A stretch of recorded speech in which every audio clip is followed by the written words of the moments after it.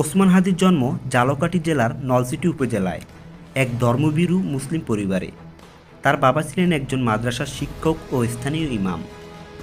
6 ভাই বোনের মধ্যে তিনি ছিলেন সর্বকনিষ্ঠ। শৈশব থেকেই পারিবারিক পরিবেশে ধর্মীয় শিক্ষা, শৃঙ্খলা ও সামাজিক দায়বদ্ধতার চর্চা তার ব্যক্তিত্ব গঠনে ভূমিকা রাখে।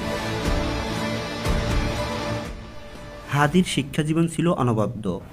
হাদির প্রাতিষ্ঠানিক শিক্ষার গুরু নলছিটির একটি মাদ্রাসায়। 3য় শ্রেণী পর্যন্ত সেখানে পড়াশোনার পর তিনি ঝালকাঠি এনএস কামিল মাদ্রাসায় ভর্তি হন এবং আলিম পরীক্ষায় সম্পন্ন করেন। পরে উচ্চশিক্ষার জন্য তিনি রাজধানীর ঢাকায় এসে ঢাকা বিশ্ববিদ্যালয়ের রাষ্ট্রবিজ্ঞান বিভাগে ভর্তি হন।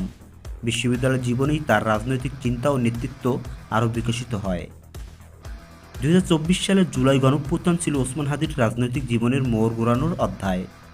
এই অধ্যায় সময়ে তিনি ছাত্র জনতা আন্দোলনে সক্রিয়ভাবে যুক্ত হন এবং ঢাকার রামপুরা এলাকায় সমন্বয়কের দায়িত্ব পালন করেন। তরুণদের সংগঠিত করা মিছিল, সমাবেশ, বক্তব্য দেওয়া এবং রাষ্ট্র সংস্কারের দাবি তুলে ধরার মাধ্যমে তিনি দ্রুত পরিচিত হন। আন্দোলনের নেতৃত্ব দেওয়ার কারণে একাধিকবার প্রাণনাশের হুমকি পাওয়ার কথা আগেই জানিয়েছিলেন ওসমান হাদি। 12 ডিসেম্বর 2025 জুমার নামাজের পর রাজধানীর বিজয়নগরের বক্স কালভার্ট এলাকায় দুর্বৃত্তদের গুলিতে তিনি গুরুতর আহত হন। প্রথমে ঢাকা মেডিকেল কলেজ হাসপাতাল এবং পরে উন্নত চিকিৎসার জন্য সিঙ্গাপুর নেওয়া হলে 18 ডিসেম্বর চিকিৎসাধীন অবস্থায় তিনি ইন্তেকাল করেন। স্বল্প সময়ের রাজনৈতিক জীবনে ওসমান হাদি তরুণদের মধ্যে প্রতিবাদী রাজনীতির প্রতীক হিসেবে পরিচিত হয়ে ওঠেন।